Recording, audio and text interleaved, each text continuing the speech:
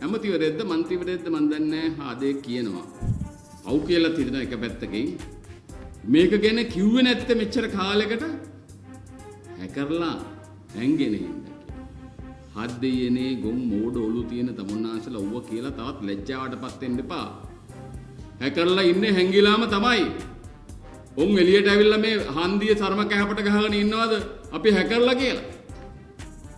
නැත්තම් මේ bus stand එකේ එහෙම නැත්තම් රේල්වේ ස්ටේෂන් එකේ එහෙම නැත්තම් කොටුවේ පිට කොටුවේ වෙළඳ පොලේ ඉන්නවද ඇවිල්ලා හැකරලා. හැකරලා ඉන්නේ හැංගිලා තමයි. හැබැයි හැකරලාව හැංගුවේ තමුන්නාන්සලා. හැකරලා හැංගිලා ඉන්න තැන තමුන්නාන්සලා දන්නවද? හැකරලා හැංගී කියලා මේක කිව්වේ නැත්තේ කියලා. ඒ නිසා ඌව කියන්න යන්න එපා. එතකොට ගොම් මෝඩේ බවට පත් වෙනවා මේ රටේ.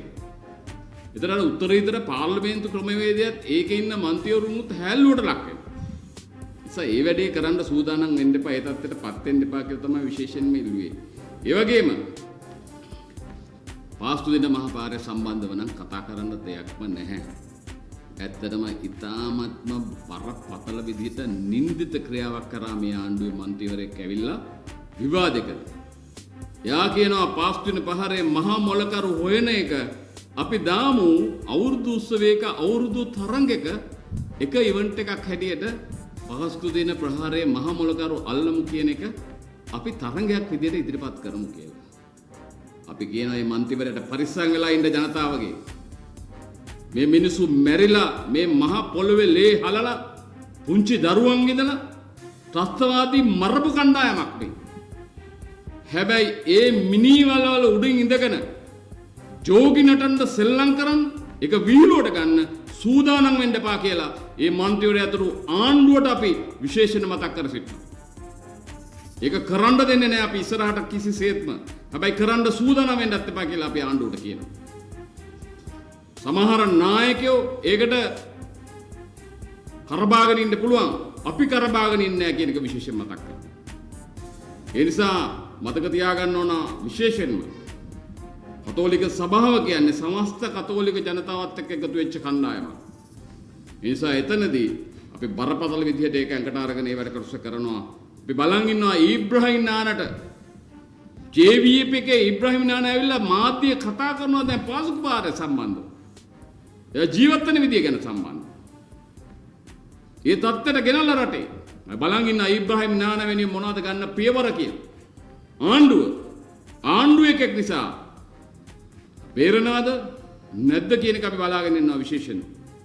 ඒ නිසා අපි ඔබතුමන්ලට රටේ ජනතාව සම්පූර්ණ මතක් කර සිටින්නේ. අප මේ සියලු තේමාවල් ටික ගත්තාම පටන් ගත්ත දා ඉඳලා මේ ආණ්ඩුව දවසෙන් දවස මාසෙන් මාසෙට ඉස්සරහට ඇවිල්ලා තියෙන්නේ ගොන් ඔලොමොට්ටට තකතිරු වැඩ කරමින් රටේ ආර්ථිකය ඉස්සරහට ගන්න තියෙන තැන් කඩා වට්ටමින් ඊළඟට විශේෂයෙන්ම ජාවාරම්කාරයට ඉඩ ලබා දෙමින් අද විශේෂයෙන්ම වැලි වලින් බොරළු වලින් වැව් කපුන එකේ ඉඳලා ඉඩම් අල්ලන එකේ ඉඳලා මේ සියල්ල ඇතුළෙම වංචාවල් පිරලා තියෙනවා. තව ඉස්සරහට හොඳ සෙල්ලම් ටික එළියට එයි.